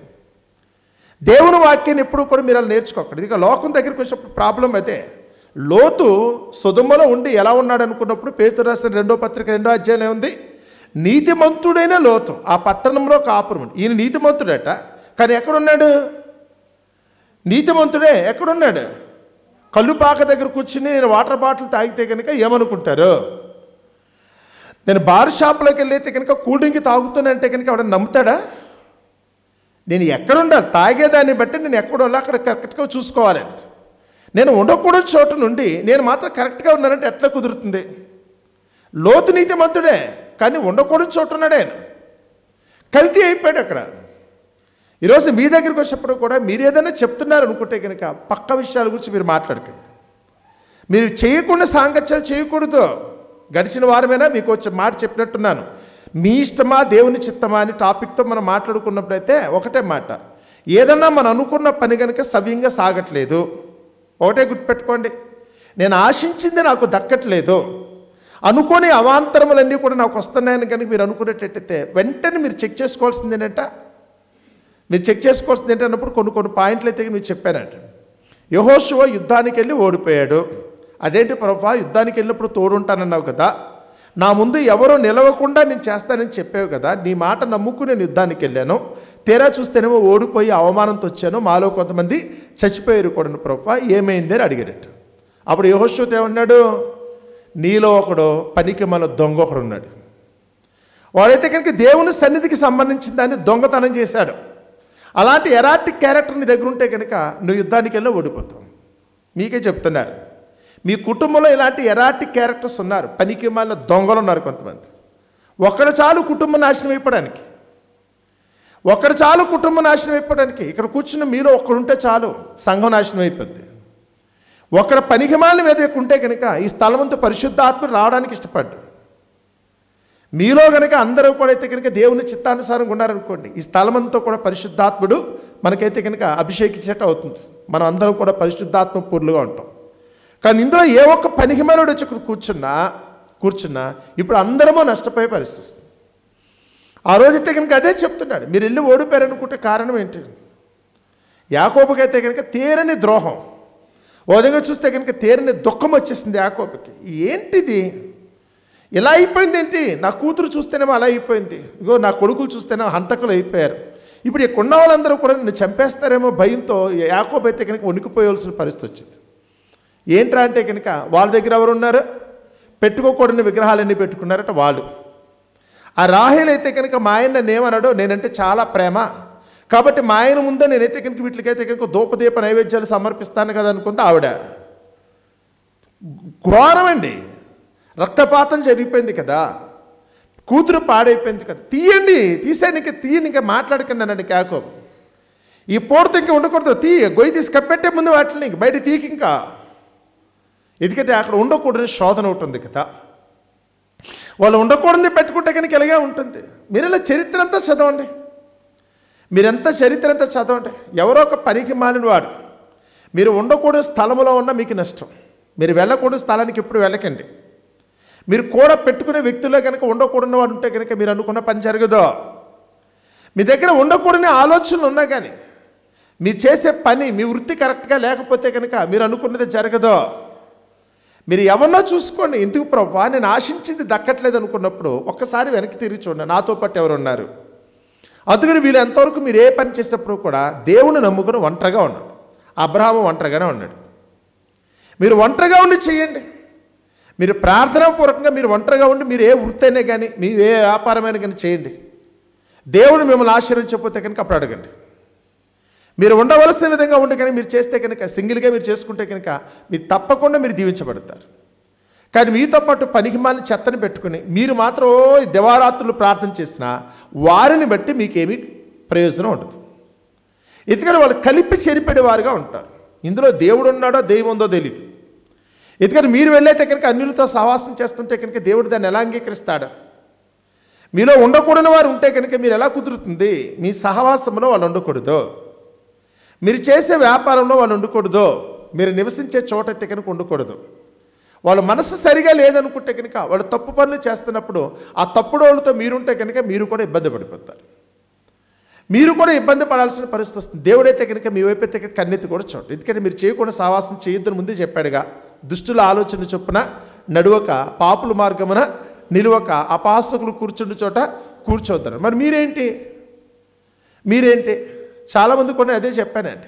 అప్పుడైతే కనుక వాళ్ళు ఒక మాట అన్నారు, ఎలా కుదురుతుందమ్మా అది, నువ్వు దేవుణ్ణి ఎరిగిన వాడు, అలాంటి వాడితో నువ్వు కలిసి ఉండకూడదు కదా, అలాంటి వారు నీ ఇంట్లోకి వస్తున్నారు కదా, అలాంటి వారు నీతో పాటు కలిసి వ్యాపారం చేస్తున్నారు కదా, తప్పవుతుందేమోనమ్మా, దేవుడైతే కనుక దాన్ని తప్పు పడుతుందని చాలామంది చెప్తే వాళ్ళైతే సమాధానం ఒకటే చెప్పారు, అదేంటి వ్యాపారానికి దీనికి సంబంధం ఏంటి అన్నారు వాళ్ళు. నేను ఎంత చెప్పినప్పుడు కూడా ఆ రోజు వాళ్ళు కన్విన్స్ కాలా. దీని వ్యాపారమే, వాళ్ళు అన్యుడైతే నాకెందుకు, నేను కలిసి వ్యాపారం చేసుకున్నా వ్యాపారం అని. కానీ నీ వ్యాపారంలో కూడా నువ్వు విత్తనం వేస్తే కనుక నూరంతల ఫలం రావాలనుకుంటే నువ్వు ఉండవలసిన వారితో ఉంటేనే సాధ్యమవుతుంది. నీకు వ్యాపారస్తుడే కదా అన్న ఉద్దేశంతో వ్యాపారం అనుకుంటే నువ్వు చేయకున్న వాళ్ళతో తిరిగి మళ్ళీ ఇక్కడికి వచ్చి మాత్రం దేవుని సన్నిధిలో మాత్రం ప్రార్థన చేస్తానంటారా? అది ఎట్లా సాధ్యం? నాకు ఆ రోజు ఆ కన్విన్స్ కాలేకపోయిన మాట. అది నిజమే అన్న సంగతి, నేను చెప్పిందే నిజమన్న సంగతి రోజులు గడిచేటప్పటికల్లా మ్యాటర్ అర్థమైంది. నువ్వు అన్యులతో కలిసి అయితే కనుక వారితో కలిసి దొంగ సొమ్ము పంచుకున్నట్టుగా వెళదామనుకుంటే దేవుడు దాన్ని అంగీకరించడానికి క్లియర్గా చెప్తున్నాడు. ఈరోజు మీ దగ్గరికి వచ్చినప్పుడు కూడా మీ వారు ఎవరైనా ఉన్నారో ఒకసారి చూసుకోండి. మీరు ఏది చేసినా ఒక పెళ్లి సంబంధం చూసుకుని ఒకసారి ఆలోచించుకోండి. మీ చుట్టరికమో మీ బంధుత్వం దగ్గరికి వచ్చినప్పుడు ఒకసారి ఆలోచించుకోండి, కరెక్ట్గానే ఉన్నారా? వాళ్ళు కరెక్ట్గా లేకపోయినప్పుడు కూడా వాళ్ళ యొక్క ప్రభావం దేవునికైతే కనుక వాళ్ళ మీద ఉన్న కోపం వారిని బట్టి అయితే కనుక మనకి ప్రమాదం అవుతుంది. బైబిల్ చరిత్ర అయితే కనుక అదే చెప్తుంది. పౌలు గారు అయితే కనుక ఇదే చెప్తున్నాడు. అందుకనే దావీదు దగ్గరికి వచ్చినప్పటికల్లా ఎవరిని కూడా తన దగ్గర ఉంచుకోవడానికి నేను ఇష్టపడలా. నేను నా యొద్ద నివసించినట్లు దేశంలో ఉన్న నమ్మకస్తులైన వారి కొరకు నేను కనిపెడుతున్నాను. నా యొద్ద నివసించాలనుకుంటే కనుక నమ్మకస్తులు చూసుకుంటున్నాను. నాతో పాటు ఉండాలనుకుంటే కనుక వారు కూడా దేవుని యందు నమ్మిక కలిగిన వారే ఉండాలి. అన్నులు తీసుకొచ్చి పెట్టినప్పుడు కూడా ఎట్టి పరిస్థితుల్లో కూడా అది ఎదగదు, పరగదు. అది ఖచ్చితంగా నాకు నష్టాన్ని కలుగు చేస్తుంది తప్ప మేలు కాదని మాత్రం క్లియర్గానే చెప్పేస్తారు ఆయన. ఇక్కడ పౌలు గారి దగ్గరికి వచ్చినప్పుడు కూడా ఆయన అదే అంటున్నాడు. చూడండి, అక్కడ నేను 3వ వచనం చదువుతున్నాను. 2వ అధ్యాయము 1 కొరింథీ 3వ వచనం. మరియు బలహీనతతోనూ భయముతోనూ ఎంతో వణుకుతో మీ యొద్ద ఉంటిని. మీ విశ్వాసము మనుషుల జ్ఞానమును ఆధారము చేసుకొనక దేవుని శక్తిని ఆధారము చేసుకుని ఉండవలనని నేను మాట్లాడినను, సువార్త ప్రకటించినను, జ్ఞానయుక్తమైన తీయని మాటలను వినియోగింపక పరిశుద్ధాత్మయు దేవుని శక్తియు కనపరుచు దృష్టాంతములనే వినియోగించితిని. తీయటి మాటలు దేవుని సన్నిధిలో వినబడకూడదు. ఉన్నదేదో ఉన్నదనుకుంటే కనుక అది కరుకుగా ఉంటుంది. దేవుని మాట ఎప్పుడు కూడా కఠినంగా ఉంటుంది, నిష్ఠురంగా కూడా ఉంటుంది. కాబట్టి ఆ నిష్ఠూరమైనది అయినప్పుడు కూడా మనం క్లీన్ చేస్తుందని. సబ్బెట్టికి అడిగేస్తేనే కదండి ఫ్రెష్గా ఉంటే మన ఆరోగ్యంగా ఉంటుంది. మన సబ్బెట్టికి అడగకపోతే మనం కనుక ఒంటి మీద బురదంటించుకున్నాం అనుకోండి, చూడడానికి వాళ్ళు ఇంపుగా కనపడుతున్నా 4 రోజులు పోయేటప్పటికీ ఇన్ఫెక్షన్ వచ్చి మనమైపోతాం. మీ దగ్గరికి వచ్చేటప్పుడు కూడా అది చాకలి వాని సబ్బు వంటిది కదా అంటాడు. వాక్యం దగ్గరికి వస్తే కనుక బండను బద్దలు చేయు సుత్తు వంటి తీయటి మాటలు ఉండబట్టి ఎప్పుడు కూడా దేవుని మాట ఎప్పుడు కూడా, ఎందుకంటే మన బ్రతుకులో నిత్యము కూడా ఏదో ఒక పొరపాటు చేస్తూనే ఉంటామండి. ఇక్కడ కూర్చున్న మనందరూ కూడా పరిశుద్ధము కామన్న సంగతి మీకు తెలుసు కదా. మన కంటి చూపును బట్టి కానీ, ఎందుకంటే శరీరాశ, నేత్రాశ, జీవపడ్డమ్మం మన చేత ఎప్పటికప్పుడు ఏదో ఒక పొరపాటు చేయిస్తూనే ఉంటుంది. మన మాటల్లో తప్పు ఉందండి, మన చూపుల్లో తప్పు ఉంది, మన చేష్టల్లో తప్పు ఉంది, మన ఆలోచనలో తప్పు ఉంది, మన నడకలో తప్పు ఉంది, మన పడకలో తప్పు ఉంది. తప్పు లేనిదంటే ఏమీ లేదు. అందుకని దేవుని మాట చెప్పేటప్పుడు అనుక్షణము కూడా మన తప్పును గుర్తు చేసినప్పుడు మనకి చేదుగానే ఉంటుంది. అనుక్షణము కూడా మన తప్పులు గుర్తు చేసినప్పుడు మనకి చేదుగానే ఉంటుంది. కనుక తీయదనం అంటే ఏం కనపడదండి. దేవుని మాటలు పలికేటప్పుడు, దేవుని వాక్యం చెప్పేటప్పుడు ఖచ్చితంగా కొట్టినట్టే ఉంటుంది. అదిగో నన్నే తప్పు పడుతున్నాడన్న ఆలోచన ప్రతి ఒక్కరు కలుగుతుంది. పౌలు గారు కూడా అదే చెప్తున్నాడు. నేను తీయటి మాటలు వాడలేదు. నేనైతే మిమ్మల్ని ముద్దు ముద్దుగా చూడాలని తేనె పూసిన మాట నేను పలకలేదు. ఎందుకు తేనె పూసిన మాటలు పలికితే కనుక ఆ పూటకు ఒకరు ఊహు అని మీరు మెచ్చుకుంటారేమో, కానీ తర్వాత మీరు కనపడకుండా పోతారు. అందుకని మీలో ఉన్న తప్పు చెప్తే కనుక సరిదిద్దుకుంటే, మీ తప్పును కనుక దేవుని ముందు ఒప్పుకుంటే, యాకోబు ఎలాగైతే కనుక దేవుని ముందు పోరాడాడో ఆ రోజు రాజకుమారుడు అయిపోయాడు. ఆయన పోరాడినందుకు రాజకుమారుడు అయిపోయాడు. మీరు కనుక ఒకరు పోరాడలేకపోతే మిమ్మల్ని కూడా దొంగలా చూస్తారు. దేవుని దృష్టిలో మీరు కూడా మోసగాళ్ళు ఉండిపోవడానికి అవకాశం ఉంటుంది. మనకు అవసరమా? దేవుని దగ్గర ఎప్పుడు కూడా మన రాజకుమారులుగానే, ఆయన ప్రియమైన పిల్లల వలె ఉండటానికి, దేవుని పిల్లలుగా ఉండటానికే సృష్టి కూడా ఆశతో ఎదురు చూస్తుందంట. దేవుని పిల్లల ప్రత్యక్షత కొరకు కదా అక్కడ రాయబడినప్పుడు, దేవుని కుమారుల ప్రత్యక్షత కొరకు సృష్టి ఆశతో తేరిచుచ్చు కనిపెట్టుచున్నది కదా అంటాడు. ఈరోజు మనము కూడా ఎప్పటికప్పుడు దేవుని దృష్టిలో విలువైన వారుగా ఉండటానికి మనం ప్రయత్నం చేయాలి. అలా ఉండాలనుకుంటే మనలో మలినం ఉండకూడదు. ఆ మలినం ఉండకుండా ఉండాలనుకుంటే కనుక సబ్బేసి ఎప్పటికప్పుడు శుభ్రంగా కడిగేయటమే. దేవుని వాక్యము చేత, ఉతక స్నానము చేత కనుక కడిగివేయబడేటట్టు ఉండాలి. దేవుని మాట అయితే కనుక ఎలాగ ఉండాలి. దావీదు గారికి ఇది అర్థమైందండి. ఆయనైతే కనుక యేసుప్రభు కూడా చెప్పేటప్పుడైతే కనుక ఆ ధనవంతుడితో సుఖించుము, తినుము, త్రాగుమంటున్నప్పుడు వెరీ గుడ్ నాన్న, బాగుందా, ఫ్యాన్ కూడా ఆన్ చేసుకో, ఏసీ కూడా ఆన్ చేసి పడుకో అంటలేదు యేసుప్రభు వారు. ఓరి వెర్రివాడా, ఇంటికి రా నీకు అది. నువ్వు చేసిన పనులన్నీ మర్చిపోయి నువ్వు అక్రమంగా తిరిగి నువ్వు చేయకుండా దౌర్భాగ్యమైన పనులు చేసి సుఖపడదాం అనుకుంటున్నావా? ఎట్లా సాధ్యమవుతుంది? నువ్వు చేసిన తప్పులు నీకు రావా? నువ్వు చేసిన పనికైతే కనుక ప్రతిఫలం ఉండదని ఎందుకంత ఈజీగా తీసుకున్నావు అని చెప్పి తనైతే కనుక రాత్రికి రాత్రి తన ప్రాణం పోయే పరిస్థితి వచ్చిందట. ఇక్కడ కూడా అంటున్నాడు, తీయటి మాటలు నేను చెప్పట్లేదు అని అంటున్నాడు. చూడండి, అక్కడ పరిపూర్ణులైన వారి మధ్య జ్ఞానమును బోధించుచున్నాము, అది ఈలోక జ్ఞానము కాదు, నిరర్థకులైపోవచ్చున్న. అంటే అర్థం లేకుండా బతికే కొన్ని బతుకులు ఉన్నాయి. నిరర్థకం అంటే దాని అర్థం ఏంటి? అర్థం లేకుండా బతకటం. ఇవి ఎందుకు చేస్తున్నారంటే అర్థం లేదు. గుర్రం ఎందుకు పరిగెడుతుందో, గాడి ఎందుకు బరువు మోతుందో వాటికి తెలియదు. ఆ సంగతి బుద్ధి లేకుండా జ్ఞానం లేకుండా బతికేవాళ్ళు కూడా ఈరోజు చాలామంది ఉన్నారు. ఎందుకు నువ్వు ఈ పని చేస్తున్నావు అంటే కనుక సమాధానం లేదు. ఇలాంటి నిరర్థకులై ఎవరైతే బతుకుతున్నారో వారి మధ్యనైతే కనుక మేము ఈ జ్ఞానమును బోధించుచున్నామని చెప్పి అంటున్నాడు. ఈ జ్ఞానము మరుగైండెను, జగదోత్పత్తికి ముందుగానే దీనిని దేవుడు మన మహిమ నిమిత్తం నియమించాను, అది లోకాధికారుల్లో ఎవ్వనికి తెలియదు. ఇదే ఈరోజు మెలిక. లోకంలో పుస్తకాలు చదివితే కనుక దేవునికి జ్ఞానం అర్థం కాదు. లోకంలో అయితే కనుక నువ్వు కష్టపడు, నువ్వు మోసం చేయి, నీ తెలివిని ప్రయోగించు, చక్కటి వ్యాపారం మెలుకులు నేర్చుకో, ఎదుటివాడి దగ్గర దోచుకో, డబ్బు సంపాదించు, ఇంతవరకే తెలుసు లోకానికి. కానీ నువ్వు చేసే ప్రతి పనికి కూడా అయితే కనుక రేపటి దినాన్న దేవుడు లెక్క అడుగుతాడన్న సంగతి ఎవరికి తెలియట్లేదు. ఏదో నా దగ్గర డబ్బు ఎంత వచ్చింది అనేది మాత్రం లెక్కెట్టుకుంటున్నారు. ఏం చేస్తేనే నేను ఎంత కూడబెట్టుకుంటాను అనుకున్నారే తప్ప ఆ కూడబెట్టుకున్న దానికైతే కనుక సరిగా లెక్క చెప్పాలనే సంగతి వాళ్ళకి తెలియట్లా. ఇది లోకానికైతే కనుక మరుగు అన్నాడే. ఈ లోకానికి అర్థం కాకపోవడం చేతనే ఈ ఒంట్లో రోగాలు, ఈ లోకానికి అర్థం కాకపోవడం చేతనే ఈ కలహాలు, గొడవలు. లోకానికి అర్థం కాకుండా ఏదో చేద్దామని చెప్పైతే కనుక చివరికి అన్నిటిని వదులుకుని ఏడవలసిన పరిస్థితి వస్తుంది. యాకోబు గారికి అయితే కనుక దేవుని చిత్తం అర్థమైంది కనుక ఆయన ఏం చేశాడట, అన్నిటిని వదులుకొని ఆయన పోరాటం చేసి గెలిచాడు. అర్థమైంది ఆయనకి. ఎందుకు నువ్వు అనవసరంగా నువ్వు సొంతంగా ప్రయత్నిస్తే ఏం సంపాదిస్తావు? నన్ను అడుగు, నేను ఇస్తానుగా. నేనే ఈ లోకమంతా ఇస్తానని చెప్పాను కదా, ఈ దేశమంతా ఇస్తానని చెప్తే నువ్వెందుకే కక్కుర్తి పడుతున్నావు? నేనే ఇస్తానని చెప్తున్నప్పుడు అనవసరంగా నువ్వెందుకు వ్యర్థమైన ప్రయాసపడుతున్నావు అంటాడు యాకోబు గారిని. అందుకనే మన కొరకు ఏం చేశారనుకున్నప్పుడు 9వ వచనం చూడండి ఏముంది అక్కడ. ఇందును గూర్చి దేవుడు తన్ను ప్రేమించు వారి కొరకు ఏమి సిద్ధపరిచెనో అవి కంటికి కనపడలేదు, చెవికి వినపడలేదు, మనుష్య హృదయమునకు గోచరము కాలేదు. ప్రాబ్లం ఇదే. దేవుడు నీ కొరకు ఏది సిద్ధపరిచాడో మీకు తెలుసా? దేవుడు మీ కొరకు ఏది సిద్ధపరిచాడో మీకు తెలుసా? ఆయన సిద్ధపరిచాడన్న సంగతి మనకు తెలియక మనమే తొందరపడిపోతున్నాం. ఇశ్రాయేలు ప్రజలకైతే కనుక అరణ్యములో ఆహారం కొరకు దేవుడు ఏం సిద్ధపరిచాడట? ఆయన మన్నాను సిద్ధపరిచాడు. ఈ సంగతి వాళ్ళు తెలుసా? మాంసం తినడానికైతే కనుక ఎవరిని సిద్ధపరిచాడు? ఆయన పూరేని సిద్ధపరిచాడు. తెలుసా వాళ్ళకి?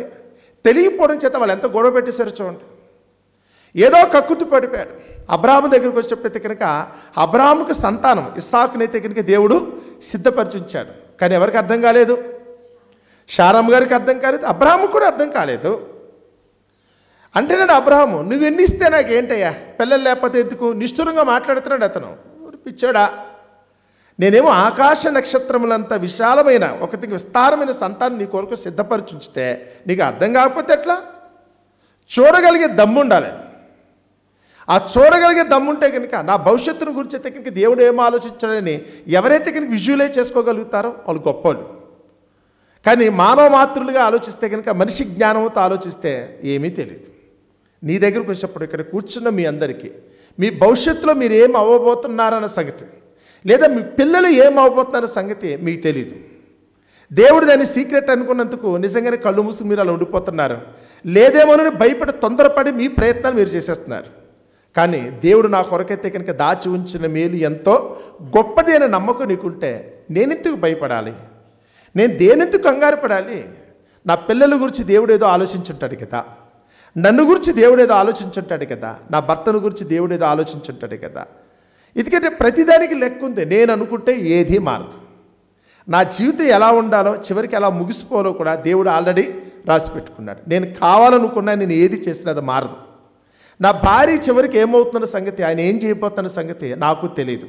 ఆమె ఎడలో ఏం జరగాలో దేవుడు నిర్ణయించుకున్నాడు. నా కుమారుడు, నా కుమార్తె ఉందనుకుంటే కనుక వారి బ్రతుకులు ఏమవ్వాలో దేవుని లెక్కలైతే కనుక ఉన్నాయి. మనం అనుకున్నంత మాత్రం చేత ఏది మారదు. కావలసింది ఒకటే, సబ్మిషన్. దేవునికైతే కనుక మనం లోబడుచుకోవటం. ప్రభువా నీ చిత్తం, ప్రభా నీ చిత్తం అర్థం చేసుకున్నవాడు గొప్పవాడు. తెలియనివాడైతే కనుక ఇదో దేవుని మీద నమ్మకం లేకపోతే, ఏమో దేవుని గురించి సరైన అవగాహన లేకపోతే ఆతృతగా వేడ పరిగెడతా ఉంటారు. నీ గురించి ఏం సిద్ధపరిచడే తెలియక ఇంకేదో కావాలనుకున్న మనుషులైతే కనుక తప్పుత్రో వాళ్ళు. ఒక విధంగా చూస్తే కనుక దేవునికి విరోధమైన మార్గాల్లో కూడా చాలామంది వెళ్ళి అక్రమంగా తెచ్చుకోవడానికి కూడా చాలామంది ప్రయత్నిస్తున్నారు. పర్రాను పాటలు పడుతున్నాడు. యాకోబుకి ఏమి ఇవ్వాలో దేవుడు కడుపులో ఉన్నప్పుడే చెప్పాడట. ఈ సంగతి యాకోబు గారికి అర్థం కాక సొంత ప్రయత్నాలు చేయటం ప్రారంభించాడు. రెబెక్కమ్మ గారికి చెప్పాడు కదా, పెద్దవాడు చిన్నవానికి దాసురగును. ఇట్ మీన్స్ దట్ అక్కడ చెప్పేటప్పుడైతే కనుక ఆ మాటకు అర్థం ఏంటి? యాకోబు జ్యేష్ఠుడు అవుతాడు, యాకోబే అబ్రహాముకి అయితే కనుక వారసుడు అవుతాడని క్లియర్గా ఉంది అక్కడ. రెబెక్కమ్మ గారికి ఆ సంగతి తెలుసు, కొడుకు కూడా చెప్పుంటుంది. కానీ అలా అనుకోలేదు. దేవుడు అన్నాడు, మరి నా ప్రయత్నం నేను చేయాలి కదా అని. ఇతని ప్రయత్నం చివరికి దేని మీదకి వచ్చింది? ప్రాణం మీదకి వచ్చింది. ఈయన ప్రయత్నం చివరికి తల్లి చనిపోయినప్పుడు దగ్గర కూడా లేకుండా పోయాడు. ఈయన చేసిన ప్రయత్నం 20 సంవత్సరాల పాటు అయితే కనుక ఎక్కడికి వెళ్ళి పనికిమాలుడి దగ్గర ఊడుగుని చేయాల్సిన పరిస్థితి వచ్చింది. ఒక ధనవంతుడు కుమారుడు పాలెతనం చేసుకోవాల్సిన పరిస్థితి వచ్చింది. తప్పిపోయిన కుమారుడిలాగైతే కనుక యాకోబు గారు కూడా పరుగులు పెట్టుకెళ్ళాడు. నీకు ఇస్తాను అని ఎప్పుడో ముందు చెప్పాడు. పుట్టక మునిపై చెప్తే వీరికి 60 సంవత్సరాల వయసు వచ్చేంత వరకు కూడా బుద్ధి రాలా. ఈరోజు నీ కోసం కూడా ఏం చేయాలో దేవుని కొట్టు ఒక లెక్క ఉంది. నువ్వెందుకు పరుగులు పెడుతున్నావు? నువ్వు దేవుని విడిచిపెట్టి నువ్వు ఏది చేసినా అది ఏది సాధ్యం కాదు. నీకు ఏది ఇవ్వాలో ఏది నిర్ణయించాడో అదే జరుగుతుంది. తగిన సమయమందు దేవుడు వాటన్నిటిని కూడా నీకు ప్రత్యక్షపరుస్తాడు. కావలసిందిలో ఒకటే, తగిన సమయమందు దేవుడు మనలను హెచ్చించినట్లుగా ఆయన బలిష్టమైన చేతి కింద మనం ఎలా ఉండాలట? దీన మనసులు. ప్రభువా నా కొరకు నువ్వు సిద్ధపరిచింది, నా కంటికి కనపట్లేదు, చూడగలిగేంత శక్తి నాకు లేదు కదా, నాకు చూడగలిగే శక్తి లేదు కదా, నాకు అర్థం కావట్లేదు. బిలాము కన్నులు తెరిచేటట్టు సందర్భంలో దేవుడు 24వ అధ్యాయం అయితే కనుక సంఖ్యాకాండం చదువుతున్నప్పుడు బిలాము కన్నులు తెరిస్తే అంటాడు, కన్నులు తెరిచిన వానికి వచ్చిన దేవుడు. ఇప్పటి వరకు కళ్ళు మూసుకుపోయినాయి, అర్థం కాలా. ఆ కళ్ళు తెరిచి చూస్తున్నాను, అదిగో నాకు కనపడుతున్నాడు యేసుప్రభు వారు. ఆ యేసుప్రభు నాకు కనపడుతున్నారు, ఇప్పుడు కనపడిపోతున్నారు. జనంలో అయితే కనుక యేసుప్రభు వారు చూస్తున్నాను. నక్షత్రం వచ్చినట్టు వస్తున్నాడైనా, యాకోబులో ఉదయిస్తున్నాడు. రాజదండం వస్తుంది చూస్తున్నాను, యోధాలో రాజదండం వస్తుంది, నాకు అర్థమైపోయింది. కళ్ళు మూసిపోయినంతసేపు కూడా డబ్బు డబ్బు డబ్బు, లంచము జ్ఞానులు కన్నులకి ఏమవుద్దట? గురుటుతారు. ఇక్కడ కూర్చుని మీ దగ్గరికి వచ్చినప్పుడు కూడా దేవుడు మీ కళ్ళు ఎప్పుడో తెరిచాడు. మీరు బాప్తిస్వం పొందిన రోజునే పరిశుద్ధాత్మను మీ దగ్గర ఉంటే కనుక మీ కళ్ళు తెరవబడిన కళ్ళే. కానీ ఈరోజు ఆ కళ్ళు కూడా ఎందుకు మూసుకుపోతున్నాయి తెలుసా? ఈ లోకాశలు, ఆ లంచం పేరుతో అయితే కనుక లోకాశలు, తినటం కోసమో తాగటం కోసమో ఈ సుఖం కోసమో సంతోషం కోసం మీరు కక్కుర్తి పడినంతసేపు కూడా భవిష్యత్తును గురించి ముందుగా చూసుకోవటం మీ వలన కాలేకపోతుంది. మీరు ఏ రోజైతే కనుక లోకాశలను విసర్జిస్తారు, ఈ శరీరాశలను ఈరోజు ఎప్పుడైతే కనుక మీరు చంపేసుకుంటారో, లోకపరమైన మర్యాద కాకుండా దేవుని మర్యాద చొప్పున మీరు ఎప్పుడైతే జీవిస్తారో మీరు భవిష్యత్తును చూడగలిగే స్థాయిలోకి మీరు వెళ్తారు. మీరు భవిష్యత్తులో చూడగలిగే స్థాయిలోకి వెళతారు. దర్శనం పొందిన వాళ్ళందరూ అలాగే చూశారు. కాలుతో చూడండి, వాళ్ళ భవిష్యత్తును గురించి ముందే ఆలోచించిన వాళ్ళు ఎవరెవరైతే ఉన్నారో వారందరూ కూడా కనుక లోకాన్ని త్యజించిన వారు. లోకం మీద మమకారంతో వాళ్ళు ఉండనందుకు గానే నిజంగానే వాళ్ళైతే కనుక దేవుడు నా బ్రతుకులో ఏం చేయబోతున్నాడో అన్న సంగతి ముందుగానే వాళ్ళు గ్రహించారు. మీకు అర్థం కానిది ఏంటంటే దేవుడు మీ కొరకు దాచి ఉంచిన మేలు ఎంతో గొప్పది. చూడగలరా? దావీదుకి అర్థమైంది. దావీదుకి అర్థమైంది. అబ్రహాము చూడగలిగాడు, ఇస్సాకు చూడగలిగాడు, యాకోబు చూడగలిగాడు, యోసేపు చూడగలిగాడు. మోషేకి అర్థమైంది ఆ సంగతి. వాళ్ళందరూ కూడా భవిష్యత్తును అయితే కనుక దర్శించుకున్నారు. వాళ్ళు ఓహో ఈ దేవుడైతే కనుక ఇంత గొప్పగా అయితే కనుక ఇవ్వబోతున్నాడు కదా, దేవుడైతే కనుక నా సంతతికి అయితే కనుక ఇంత గొప్ప ఖ్యాతి కలిగి చేయబోతున్నాడు కదా, నా జీవితానికి అయితే కనుక దేవుడు ఇంత గొప్ప ముగింపు ఇవ్వబోతున్నాడనే సంగతి వాళ్ళకి అందరికీ అర్థమైంది. రేపేం జరుగుద్దో మీకు తెలుసా? తెలియక ఈరోజు మనం అయితే కనుక తొక్కకూడని దారులన్నీ తొక్కేస్తాను, కలవకూడని వ్యక్తులందరితో కలిసిపోతున్నాం, పలకకూడని పలుకులన్నీ పలికేస్తున్నాం, చేయకూడని పనికిమాలిన పనులన్నీ చేసేస్తున్నాం. ఎందుకంటే నన్ను గురించి దేవుడు ఏమనుకుంటున్నాడనే సంగతి తెలియక ఈరోజు ప్రతి ఒక్కరు కాలు కూడా పట్టేసుకుంటున్నాం. దేవుడు నీ కొరకు ఒక ఉన్నతమైన ఉద్దేశంతో నీ ఎడలైతే కనుక దేవుడు ఒక గొప్ప సంకల్పాన్ని చేశాడు. నమ్మగలిగే శక్తి నీకుంటే, విశ్వసించడానికి చేతనైతే కనుక బ్రతుకులు అయితే కనుక నువ్వు గొప్ప అద్భుతాన్ని చూస్తావు. నమ్ముట నీ వలనైతే సమస్తము సాధ్యమే కదా అన్నట్టు. మరి అట్లా సాధ్యమయ్యేటట్టుగా మనం కూడా చూడడానికి, మన భవిష్యత్తును కూడా మనం కూడా దర్శించుకుని దేవుడు మనకివ్వబోతున్న ఆ పరలోకాన్ని గురించి, లేకపోతే ఈ లోకంలోనే మన భవిష్యత్తులో అయితే కనుక మనల్ని ఇచ్చించబోతున్న ఖ్యాతిని గురించి ప్రతి ఒక్కరూ కూడా ఆలోచన కలిగి ఆ దేవుని చిత్తాన్ని అనుసరించి జీవించడానికి మనందరం ప్రయత్నిద్దాం. అట్టి కృప దేవుడు మనందరికీ దయచేయునుగాక.